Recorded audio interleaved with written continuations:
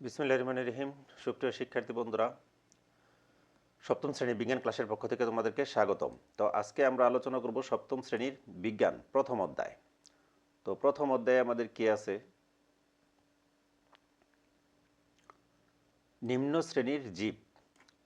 তো এখানে শুধু আমরা রিডিংই পড়ব না, সাথে সাথে প্রত্যেকটা ওয়ার্ড বুঝে যাব এবং এই জায়গা থেকে কি কি প্রশ্ন আসতে পারে সেই প্রশ্নগুলোও আমরা আলোচনা করব।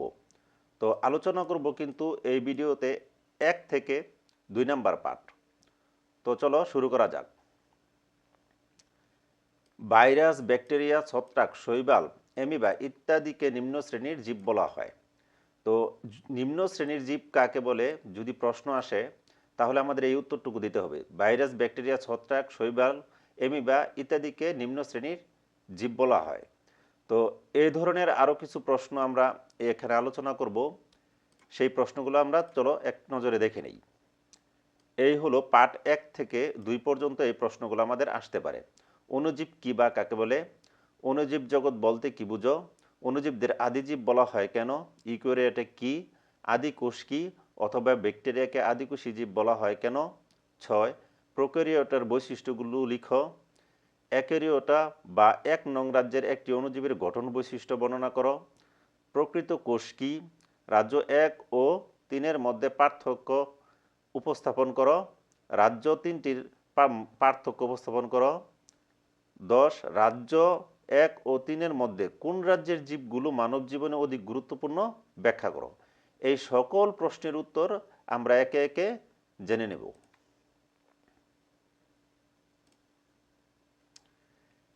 এদের মধ্যে ভাইরাস, ব্যাকটেরিয়া, অ্যামিবা অণুবীক্ষণ যন্ত্রের সাহায্য ছাড়া দেখা যায় না। মানে এদেরকে এই যে ভাইরাস, ব্যাকটেরিয়া এবং অ্যামিবা এদেরকে কি আমরা অণুবীক্ষণ যন্ত্র ছাড়া দেখতে পাই না।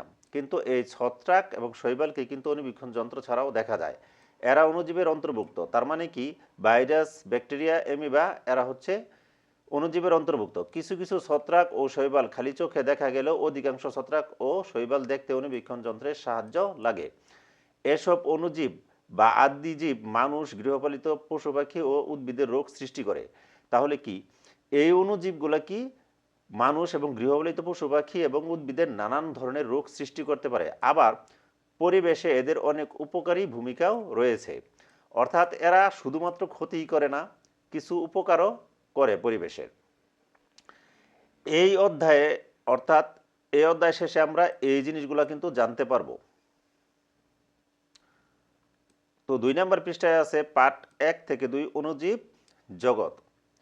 আমরা আমাদের চারপাশে অনেক জীব দেখতে পাই। আমরা কিন্তু চেনা অচেনা অনেক জীব আমাদের চারপাশে দেখতে পাই। এসব জীব ছাড়াও আমাদের পরিবেশে অনেক জীব রয়েছে যাদের খালি চোখে দেখাই যায় না। মানে আমরা যে সকল জীব দেখি এদের ছাড়াও অনেক জীব আছে যেগুলো আমরা খালি চোখে দেখতে পাই না। এদের অধিকাংশেরই কোষে সুগঠিত নিউক্লিয়াস নেই। মানে যাদেরকে আমরা খালি চোখে দেখতে পাই না, এদের কোষটা সুগঠিত নিউক্লিয়াস দ্বারা গঠিত নয়।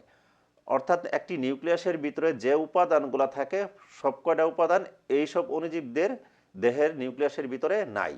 এরা অণুজীব নামে পরিচিত। এদেরকে অণুজীব বলা হয়। এসব অণুজীব থেকেই সৃষ্টির শুরুতে জীবনের সূত্রপাত হয়েছে। এই যে ভাইরাস, ব্যাকটেরিয়া এদের এসব অণুজীব থেকে কি সৃষ্টির শুরুতে জীবনের সূত্রপাত হয়েছে। তাই অণুজীবদেরকে আদিজীবও বলা হয়ে থাকে। এই জন্য অণুজীবদেরকে আদিজীব বলা হয়। এখান থেকে ইম্পর্টেন্ট প্রশ্ন হলো অণুজীবদেরকে আদিজীব বলা হয় কেন? আনসারটা হবে এরকম, সৃষ্টির শুরুতে জীবনের সূত্রপাত অণুজীবদের থেকে হয়, এই জন্য অণুজীবদেরকে আদিজীব বলা হয়। তোমরা ষষ্ঠ শ্রেণীতে মার্গুলিস ও হুইটেকারের জীবজগতের পঞ্চম রাজ্য প্রস্তাবনায় অণুজীব সমূহকে মনেরা, প্রোটিস্টা ও ফানজাই রাজ্যে দেখতে পেয়েছো। এগুলা কিন্তু আমরা ষষ্ঠ শ্রেণীতে পড়ার সময় দেখতে পেয়েছি। কিন্তু আমরা যারা এখন বর্তমানে সপ্তম শ্রেণীতে আছি, এরা তো ষষ্ঠ শ্রেণীতে এই বইটা পড়ি নাই। এই জন্য আমরা ষষ্ঠ শ্রেণীর বইটাতে একটু দেখে আসি যে কি আছে। এই দেখো, ষষ্ঠ শ্রেণীর বইয়েতে জীবজগতের পঞ্চম রাজ্য প্রস্তাবনায় মার্গুলিস এবং হুইটেকারের এখানে আছে আদিকোষ জীব। এই আদিকোষ জীবে আছে কি রাজ্য 1-এ মনেরা, এবং এই যে প্রকৃত কোষী জীবের প্রথম দুইটা কিন্তু আছে প্রোটিস্ট এবং ফানজাই। আমাদের এই সপ্তম শ্রেণীতে বইয়ের এই যে এই 3টা রাজ্য নিয়েই কিন্তু আলোচনা হচ্ছে। দেখো, তো আবার অণুজীবসমূহের শ্রেণীবিভাগ করতে গিয়ে বর্তমানকালে অণুজীব বিজ্ঞানীগণ এ জগৎকে ৩টি রাজ্যে ভাগ করেছেন। অণুজীব জগৎ, রাজ্য ১ অ্যাকেরিওটা, রাজ্য ২ প্রোক্যারিওটা, রাজ্য ৩ ইউক্যারিওটা। তো রাজ্য ১ অ্যাকেরিওটা বা অকোষীয়, রাজ্য ২ প্রোক্যারিওটা বা আদিকোষী, রাজ্য ৩ ইউক্যারিওটা বা প্রকৃতকোষী। এখন দেখো, এই যে এই তিনটার অর্থ কিন্তু অকোষীয়, এই জায়গা থেকে অকোষীয় শব্দ দ্বারা কিন্তু আমরা বুঝতে পারবো।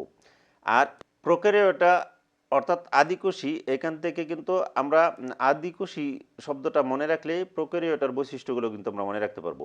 ইউক্যারিওটার ক্ষেত্রেও এই প্রকৃতকোষী এই শব্দটা যদি মনে রাখি যে ইউক্যারিওটার অর্থ প্রকৃতকোষী, তাহলে ইউক্যারিওটার বৈশিষ্ট্যগুলো কিন্তু আমাদের মনে থাকবে। তো অ্যাকেরিওটা বা অকোষীয়, এর বৈশিষ্ট্যগুলি কি? এসব অণুজীব এতই ছোট যে তা সাধারণ আলোক অণুবীক্ষণ যন্ত্রের নিচেও দেখা যায় না। অর্থাৎ এই রাজ্যের জীবগুলো এতই ছোট যাদেরকে সাধারণ অণুবীক্ষণ যন্ত্র দ্বারা আমরা দেখতে পাই না, আলোক অণুবীক্ষণ যন্ত্র দ্বারা। এদের দেখতে ইলেকট্রন অণুবীক্ষণ যন্ত্রের প্রয়োজন হয়, যেমন ভাইরাস। আমাদের এখান থেকে কিন্তু মনে রাখতে হবে অ্যাকেরিওটার রাজ্যের অন্তর্ভুক্ত জীব হচ্ছে ভাইরাস। এরপর হলো প্রোক্যারিওটা অর্থাৎ আদিকোষী। যেসব অণুজীবের কোষের কেন্দ্রিকা সুগঠিত নয় তারাই এ রাজ্যের সদস্য। সুগঠিত কেন্দ্রিকা না থাকায় এদের কোষকে আদিকোষ বলা হয়। অর্থাৎ এদের কোষকে আদিকোষী জীব বলা হয় কেন, অর্থাৎ অথবা ব্যাকটেরিয়াকে আদিকোষী জীব বলা হয় কেন? কারণ ব্যাকটেরিয়ার কোষের কেন্দ্রিকা সুগঠিত নয়, এই জন্য ব্যাকটেরিয়াকে আদিকোষী জীব বলা হয়। বুঝতে পারছো বিষয়টা? এখন পরে হলো প্রকৃতকোষী কি? যেসব অণুজীবের কোষের কেন্দ্রিকা সুগঠিত তাদেরই প্রকৃত কোষ বলে।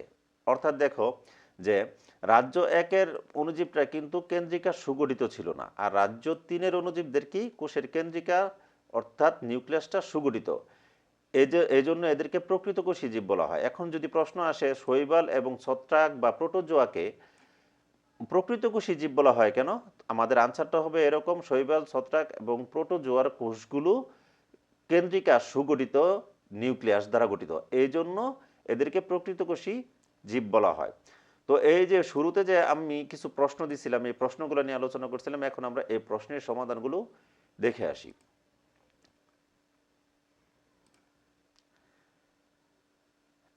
অণুজীব কি বা কাকে বলে? যে সকল জীব অতি ক্ষুদ্র অর্থাৎ যাদের খালি চোখে দেখা যায় না তাদেরকে অণুজীব বলে। তো ২ নম্বর, অণুজীব জগৎ বলতে কি বুঝো? উত্তরটা এরকম: যে সকল জীব অতি ক্ষুদ্র অর্থাৎ যাদের খালি চোখে দেখা যায় না তাদেরকে অণুজীব বলে। আমরা কিন্তু অণুজীব কাকে বলে সেখান থেকে পড়ে আসছি। তাহলে একই ধরনের প্রশ্নের উত্তরটা, এসব অণুজীব নিয়ে গঠিত জগৎকে অণুজীব জগৎ বলে। তাহলে আমাদের প্রথম পড়লে কিন্তু প্রথম প্রশ্নটা বলে দ্বিতীয় প্রশ্নটা পড়তে হবে না। যেমন ভাইরাস, ব্যাকটেরিয়া, ছত্রাক ইত্যাদি অণুজীব জগতের অন্তর্ভুক্ত অণুজীব। ৩ নম্বর, অণুজীবদেরকে আদিজীব বলা হয় কেন? তো পৃথিবীর সৃষ্টির সূচনা লগ্নে প্রথম জীব উৎপত্তি হওয়ার আগে জীবনের সূত্রপাত অণুজীবের হাত ধরেই হয় বলে এদেরকে আদিজীব বলা হয়। তাহলে সৃষ্টির শুরুতে অণুজীবের হাত ধরে জীবনের সূত্রপাত হয় বিধায় অণুজীবদেরকে আদিজীব বলা হয়। ইউক্যারিওটা কি? সুগঠিত নিউক্লিয়াসযুক্ত অণুজীবী হচ্ছে ইউক্যারিওটা। এই যে আমরা ইউক্যারিওটাতে কিন্তু এটা পড়ে আসছিলাম, যে ইউক্যারিওটা সুগঠিত কোষের কেন্দ্রিকা সুগঠিত তাদেরই প্রকৃত কোষ বলা হয়। তাহলে ইউক্যারিওটা মানে হলো কি প্রকৃত কোষী। এখান থেকে কিন্তু আমরা এই বিষয়টা পড়ে আসছিলাম। পরে হলো আদি কোষ কি অথবা ব্যাকটেরিয়াকে আদিকোষী জীব বলা হয় কেন? ব্যাকটেরিয়া এক ধরনের অণুজীব, এদের কোষের কেন্দ্রিকা সুগঠিত নয়, কেন্দ্রিকা সুগঠিত না থাকায় ব্যাকটেরিয়াকে আদিকোষী বলা হয়। তো পরে হলো প্রোক্যারিওটার বৈশিষ্ট্যগুলো লিখো। তো আমরা প্রোক্যারিওটার বৈশিষ্ট্যগুলো কি দেখছিলাম, এই যে এখানে: যেসব অণুজীবের কোষের কেন্দ্রিকা সুগঠিত নয় তারা এই রাজ্যের সদস্য, সুগঠিত কেন্দ্রিকা না থাকায় এদের কোষকে আদিকোষী বলা হয়। তাহলে আমাদের এই উত্তরে আমরা কি লিখছি দেখো, প্রোক্যারিওটা রাজ্যের বৈশিষ্ট্য সমূহ হলো: এরা এককোষী আণুবীক্ষণিক জীব, এটা কিন্তু আমরা প্রথমে পড়ে আসছিলাম বৈশিষ্ট্যের মধ্যে না থাকলেও, মানে ওইখানে। এরা আদিকোষী অর্থাৎ এদের নিউক্লিয়াস সুগঠিত নয়, এই দুইটা কিন্তু আমাদের বইয়ে আছে। আর যেটা আমাদের বইয়ে নাই, কোষ বিভাজন দ্বিবিভাজন প্রক্রিয়ায় সম্পন্ন হয়, অর্থাৎ এদের কোষ বিভাজন অ্যামাইটোসিস প্রক্রিয়ায় সম্পন্ন হয়। অ্যামাইটোসিস কোষ বিভাজন প্রক্রিয়াটা কি? একটা কোষ ঠিক মাঝ বরাবর দুইটা খণ্ডে বিভক্ত হয়ে যায়, অর্থাৎ একটা কোষ বিভক্ত হয়ে দুইটা কোষে পরিণত হয়। এটাই হলো অ্যামাইটোসিস কোষ বিভাজন প্রক্রিয়া। এটাকে দ্বিবিভাজন প্রক্রিয়াও বলা হয়। 7, প্রকৃত কোষ কি? যে অণুজীব কোষের কেন্দ্রিকা সুগঠিত তাদেরকে প্রকৃত কোষ বলে। অর্থাৎ প্রকৃত কোষের সংজ্ঞা আর এইখানে যে আমরা পড়ছিলাম ইউক্যারিওটা কি, একই জিনিস। সুগঠিত নিউক্লিয়াসযুক্ত অণুজীবী হচ্ছে ইউক্যারিওটা, সংজ্ঞাটা একই। তো 8 এবং 9 নম্বর প্রশ্নে আছে রাজ্য 2 ও 3-এর মধ্যে পার্থক্য উপস্থাপন করো, অথবা রাজ্য 3টির পার্থক্য উপস্থাপন করো। তা রাজ্য 3টির মধ্যে যদি আমরা পার্থক্য জানি তাহলে এই 8 নম্বর প্রশ্নটা আমরা জেনে যাব। তো রাজ্য 3টির মধ্যে পার্থক্য কি আমরা দেখি, অ্যাকেরিওটা, প্রোক্যারিওটা ও ইউক্যারিওটা। 1 নম্বর পার্থক্য, দেহে কোনো কোষ থাকে না। তাহলে এরা যে অকোষীয় বলা হইতেছে বিদায় এদের দেহে কোনো কোষ থাকে না। এরা এককোষী আণুবীক্ষণিক জীব, প্রোক্যারিওটা। ইউক্যারিওটা কি এককোষী বা বহুকোষী উভয়ই হতে পারে। তাহলে কি আমরা কি পেলাম যে এটার মধ্যে কোষই থাকে না, এরা এককোষী, আর এরা এককোষী বা বহুকোষী উভয়ই হতে পারে। 2 নম্বর পার্থক্য, এ অণুজীব দেহে কোষের কেন্দ্রিকা বা কোনো অঙ্গাণু থাকে না। এদের কোষের কেন্দ্রিকা থাকে না বা কোনো অঙ্গাণু থাকে না। আর কোষের কেন্দ্রিকা সুগঠিত নয়, কোষ অঙ্গাণু শুধুমাত্র রাইবোজোম থাকে। মানে কোষ অঙ্গাণুতে কি শুধু থাকে, রাইবোজোম থাকে, কেন্দ্রিকাটা সুগঠিত নয়। আর জীবদেহে কোষের কেন্দ্রিকা সুগঠিত এবং সব ধরনের কোষ অঙ্গাণু বিদ্যমান। এটার মধ্যে শুধু রাইবোজোম থাকে আর এটার মধ্যে সব ধরনের অঙ্গাণু বিদ্যমান থাকে, আর এটাতে কোনো অঙ্গাণুই থাকে না। আমরা বুঝতে পারলাম। এদের দেহ শুধুমাত্র নিউক্লিক অ্যাসিড ও প্রোটিন দ্বারা গঠিত। তাহলে এদের দেহ শুধুমাত্র নিউক্লিক অ্যাসিড ও প্রোটিন দ্বারা গঠিত, আর এদের দেহ নিউক্লিক অ্যাসিড, প্রোটিন এবং জৈব উপাদান দ্বারা গঠিত। তাহলে এটার মধ্যে অতিরিক্ত কি পেলাম, জৈব উপাদান। আর এদের দেহ নিউক্লিক অ্যাসিড, প্রোটিন, জৈব উপাদান দ্বারা গঠিত এবং কোনো কোনো ক্ষেত্রে এরা ক্লোরোফিল যুক্ত। তাহলে এই কি জৈব উপাদানও থাকতেছে, কোনো কোনো ক্ষেত্রে ক্লোরোফিল যুক্ত। তাহলে এখানে 3টার মধ্যে পার্থক্য কি, এটা নিউক্লিক অ্যাসিড ও প্রোটিন দ্বারা গঠিত, আর এটা নিউক্লিক অ্যাসিড এবং প্রোটিনের সাথে জৈব উপাদান আছে, আর এটাতে নিউক্লিক অ্যাসিড ও প্রোটিন, জৈব উপাদান এবং সাথে কিছু কিছু ক্লোরোফিলও থাকে। তো এখান থেকে খুব ইজিলি মনে রাখতে পারবা। 4 নম্বর হলো এরা আদি পরজীবী। এরা পরজীবী, মৃতজীবী বা স্বনির্ভর হতে পারে। তাহলে এরা পরজীবীও হতে পারে, মৃত জীব দেহের উপরেও জন্মাইতে পারে, বা স্বনির্ভরও হতে পারে, নিজে নিজে নিজেদের খাদ্য উৎপাদন করতে পারে। এদের কিছু স্বভোজী আর বাকিরা পরভোজী, আবার কিছু কিছু পরজীবী বা মৃতজীবী। তো 5 নম্বর হতেছে রিকম্বিনেশনের মাধ্যমে বংশবৃদ্ধি করে। এদের বংশবৃদ্ধি প্রক্রিয়াটা হচ্ছে রিকম্বিনেশনের মাধ্যমে। সাধারণত দ্বিবিভাজন প্রক্রিয়ায় এরা বংশবৃদ্ধি করে, কোষ বিভাজন বা বাডিং ইত্যাদি প্রক্রিয়ার মাধ্যমে বংশ বৃদ্ধি করে। তো এখানে 5টা পার্থক্য দেওয়া আছে। তোমরা খুব সহজেই কিন্তু 5টা পার্থক্য মনে রাখতে পারবা, কয়েকবার রিডিং বললে দেখবা যে ইজিলি মনে আছে। পরে 10 নম্বর প্রশ্নে আছে রাজ্য 1 ও 3-এর মধ্যে কোন রাজ্যের জীবগুলো মানব জীবনে অধিক গুরুত্বপূর্ণ ব্যাখ্যা করো। এখন দেখো রাজ্য 1-এর জীবটা কি ছিল এবং রাজ্য 3-এর জীবটা কি ছিল সেটা আমরা একটু দেখে আসি।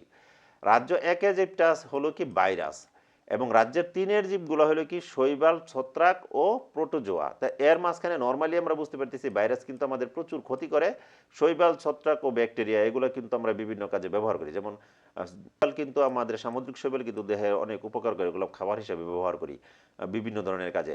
ছত্রাকও কিন্তু আমরা খাদ্য হিসেবে ব্যবহার করি, খুবই পুষ্টিকর খাদ্য ছত্রাক। আবার কিছু কিছু ছত্রাক আছে সেগুলো আমাদের দেহের ক্ষতি করে। তো এই প্রশ্নের আনসারটা মূলত আমরা বইয়ের পরবর্তী অংশে দেখে আসবো। শুধু এখান থেকে আমরা মনে রাখি যে রাজ্য 1 অ্যাকেরিওটা এবং রাজ্য 3 হচ্ছে ইউক্যারিওটা। এই দুটি রাজ্যের জীবসমূহের গুরুত্ব বিশ্লেষণ করা হলো। রাজ্য 1 অ্যাকেরিওটা, অ্যাকেরিওটা রাজ্যের জীবকে অকোষীয় অণুজীব বলা হয়, যেমন ভাইরাস। জীব প্রযুক্তিতে বাহক হিসেবে ভাইরাস ব্যবহার করা হয়, তবে উপকারের তুলনায় ভাইরাসের ক্ষতিকর প্রভাব বেশি। যেমন ভাইরাস মানবদের বসন্ত, হাম, সর্দি, ইনফ্লুয়েঞ্জা ইত্যাদি রোগ সৃষ্টি করে। এছাড়া ধানের টুকরো ও তামাকের মোজাইক রোগ ভাইরাসের কারণে হয়ে থাকে। এই ধরনের রোগগুলো হয়। রাজ্য 3 কি ইউক্যারিওটা, যেসব অণুজীবের কোষের কেন্দ্রিকা সুগঠিত তাদেরকে ইউক্যারিওটা বা প্রকৃত কোষী বলে, যেমন শৈবাল, ছত্রাক ইত্যাদি। ছত্রাক মূল্যবান ওষুধ তৈরিতে, পাউরুটিতে, ফোলাতে, ভিটামিন ট্যাবলেট তৈরিতে, শৌখিন খাদ্য তৈরিতে ইত্যাদিতে ব্যবহৃত হয়। আবার শৈবাল মৎস্য চাষে, আইসক্রিম তৈরিতে, আয়োডিন ও পটাশিয়ামের উৎস হিসেবে ফাইটোপ্লাঙ্কটন রূপে ব্যবহৃত হয়। উপরের রাজ্য 1 ও 3-এর গুরুত্ব বিশ্লেষণ করলে দেখা যায় যে দুটি রাজ্যের অণুজীবের কিছু উপকারী ভূমিকা রয়েছে, তবে তুলনামূলকভাবে রাজ্য 3-এর অন্তর্ভুক্ত অণুজীবগুলো মানব জীবনের জন্য অধিক গুরুত্বপূর্ণ। তো এই যে এই প্রশ্নটার আনসার কিন্তু আমাদের পরবর্তী পাঠগুলাতে খুব সুন্দর করে আলোচনা আছে। সেইখান থেকে কিন্তু আমরা শিখতে পারবো। তারপরেও তোমাদের দেখানোর জন্য আমি এখানে আলোচনা করছি। তবে ভিডিওটি যদি ভালো লেগে থাকে অবশ্যই চ্যানেলটি সাবস্ক্রাইব করে রাখবে এবং পাশে থাকা বেল আইকনটি চেপে রাখবে যাতে সবার আগে সর্বপ্রথম তুমি আমার ভিডিওটি দেখতে পাও। তো অবশ্যই লাইক কমেন্টস করতে ভুলবে না। ধন্যবাদ।